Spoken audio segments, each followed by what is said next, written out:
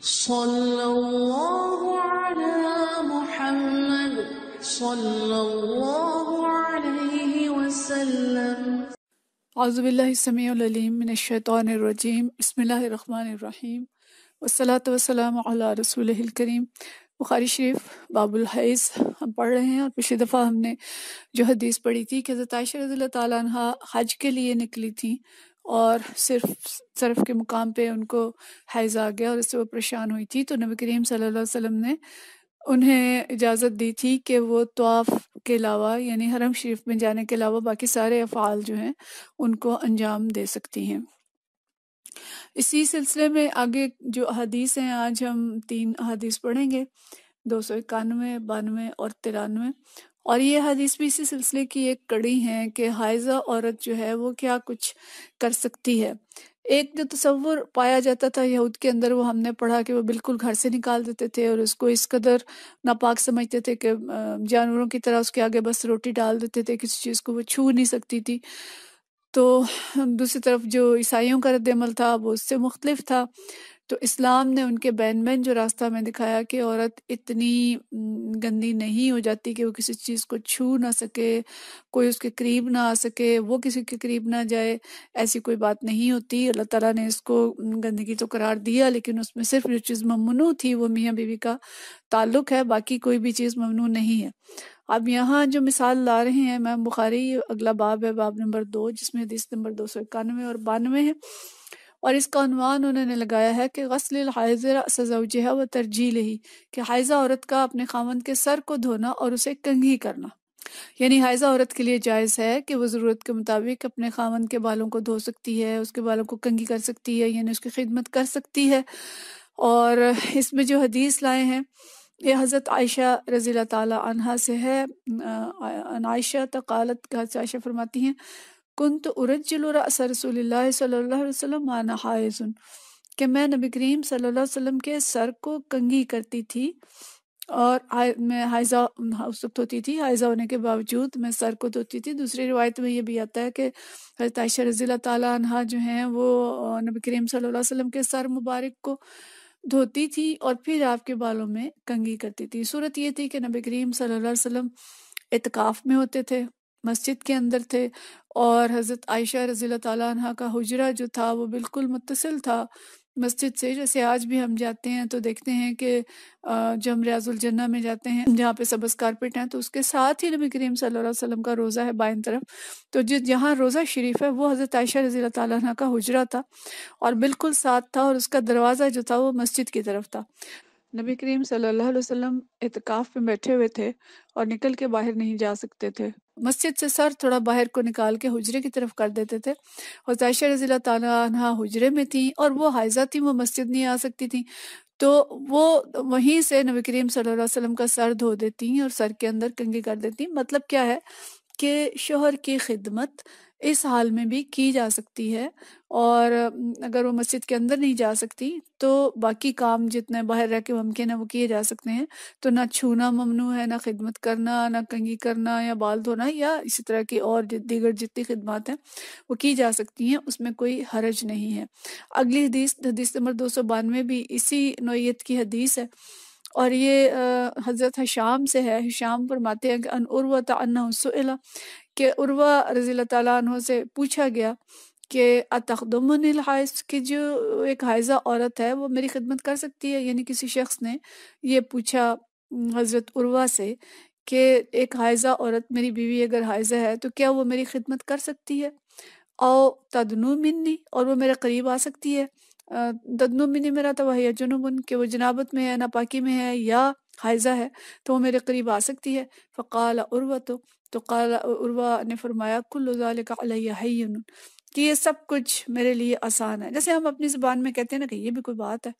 یہ تو کوئی بات ہی نہیں، یہ تو کوئی ایسی چیز نہیں ہے کہ جس کے بارے میں پوچھا جائے، یا یہ کوئی مشکل چیز ہے، یہ نہیں کہ محاورہ یا اس طرح کی چیز جو آسانی کرنے کے لیے، کہ یہ سب کچھ میرے لیے آسان ہے، یہ تو کوئی بات ہی نہیں ہے۔ وَكُلُّ ذَلِكَ تَقْدُمُنِي، کہ بالکل اس طرح وہ سب ہر طرح کی خدمت کر سکتے ہیں۔ وَلَيْسَ عَلَيَّ أَحَدٌ فِي ذَلِكَ بَأْسٌ، اور اس سلسلے میں کسی پر کسی قسم کا کوئی مذائقہ یا حرج نہیں ہے، کہ وہ خدمت بھی کر سکتی ہیں، قریب بھی آ سکتی ہیں، دیکھ بھال بھی کر سکتی ہیں۔ اخبرتنی عائشہ، وہ کہتے ہیں کہ مجھے عائشہ رضی اللہ تعالیٰ عنہا نے یہ بات بتائی خدمت اس کے بارے میں، انہا کانت ترجل تعنی رأس رسول اللہ صلی اللہ علیہ وسلم وہی حائض، کہ حضرت عائشہ نے یہ بات بتائی کہ وہ جب کہ وہ حائضہ تھیں نبی کریم صلی اللہ علیہ وسلم کے سر میں کنگھی کرتی تھیں، ورسول اللہ صلی اللہ علیہ وسلم ہینا اذن مجاور فی المسجد، اور اس وقت رسول اللہ صلی اللہ علیہ وسلم مسجد میں تھے، یدنی لہا رأسہ، کہ آپ ان کے قریب اپنا سر کر دیتے تھے، وہی فی حجرتہا، اور وہ اپنے حجرے کے اندر ہوتی تھیں، فترجلہ وہی حائض، اور وہ کنگھی کرتی تھیں جبکہ وہ حائضہ تھیں۔ تو یعنی یہ وہی چیز ہے جس کو ذرا وضاحت سے انہوں نے بیان کیا ہے کہ جب ایک صاحب نے ان سے پوچھا کہ کیا اس حالت میں میری بیوی میرے قریب آ سکتی ہے، تو انہوں نے کہا میری تو بیویاں جو ہیں وہ اس حالت میں قریب بھی آ سکتی ہیں، خدمت بھی کر سکتی ہیں، اس میں کوئی حرج نہیں ہے، اور ایسی ناپاکی نہیں ہوتی کہ ہاتھ بھی ناپاک ہو گئے، اور جسم بھی ایسی بات نہیں ہوتی کہ کسی چیز کو چھو نہیں سکتے۔ تو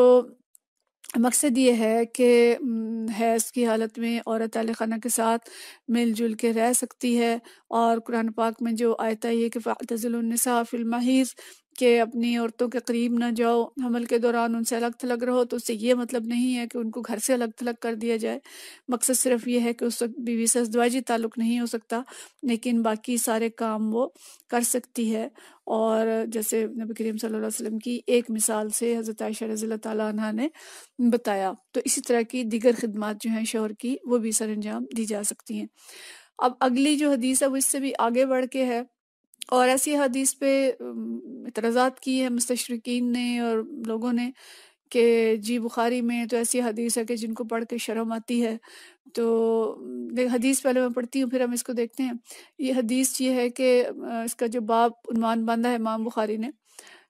قراءۃ الرجل فی حجر امرأتہ وہی حائض، کہ ایک شخص کا اپنی بیوی کے ساتھ ٹیک لگا کے یا اس کی گود میں اس کے ساتھ سر لگا کے تلاوت کرنا جبکہ وہ حائضہ ہے۔ اور وکان ابو وائل، اور ابو وائل جو ہیں وہ کیا کرتے تھے، یرسل خادمہ وہی حائض الی ابی رزین، کہ وہ اپنی لونڈی کو ابو رزین کی خدمت میں اس حالت میں بھیج دیتے تھے کہ وہ حائضہ ہوتی تھی، فتأتیہ بالمصحف فتمسکہ بعلاقتہ، اور وہ مصحف لینے کے لیے یعنی قرآن پاک لینے کے لیے بھیج دیتے تھے اس کو ابی رزین کے پاس، اور وہ حائضہ ہوتی تھی، تو وہ اس قرآن پاک کو اس کے غلاف سے یا اس کے اوپر جو کپڑا لپٹا ہوتا تھا اس سے پکڑ کے لاتی تھی، یعنی ڈائریکٹ قرآن پاک کو نہیں پکڑ سکتی حائضہ عورت، لیکن کپڑے میں لپیٹ کے یا اگر وہ کسی جزدان کے اندر ہے یا غلاف ہے تو پھر اس کو پکڑا جا سکتا ہے۔ تو یہ حدیث اس میں جو باب لائے ہیں کہ کوئی شخص اپنی بیوی کے ساتھ سر ٹکا کے، جیسے نبی کریم صلی اللہ علیہ وسلم حضرت عائشہ رضی اللہ تعالیٰ عنہ کے ساتھ سر ٹکا کے قرآن پاک پڑھ لیا کرتے تھے اور ان پہ وحی بھی نازل ہوتی تھی۔ تو یہاں پہ جو حدیث ہے کہ یہ حضرت منصور بن صفیہ ہے، ان سے یہ حدیث ہے ان امہ حدثت ہو، کہ ان کی والدہ نے یہ حدیث انہیں بیان کی کہ ان عائشہ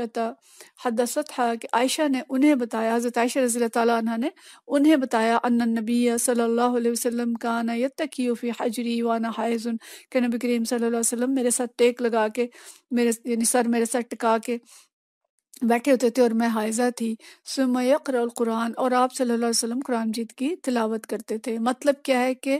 عورت کا جسم ناپاک حقیقتاً ایسا نہیں ہوتا کہ اس کے ساتھ بالکل لگا نہیں جا سکتا، یا قرآن پاک اس کے ساتھ لگ کے نہیں پڑھا جا سکتا، نہ اس کا سر اس سے ناپاک ہوگا اگر کسی نے سر لگا دیا ٹکا دیا، اور نہ قرآن پاک کی تلاوت میں کوئی حرج ہے، یعنی حائضہ قرآن پاک کی تلاوت سن بھی سکتی ہے، اور شوہر اس کے ساتھ لگ کے قرآن پاک پڑھ بھی سکتا ہے، وہ قرآن کی محفل میں بھی بیٹھ سکتی ہے، ذکر کر سکتی ہے، اور قرآن پاک جو ہے کپڑے میں لپیٹ کے پکڑا بھی جا سکتا ہے۔ اب اس طرح کی آگے بھی جو 2-3 حدیث ہیں اس پہ بھی مستشرقین نے بہت اعتراضات کیے ہیں، لو جی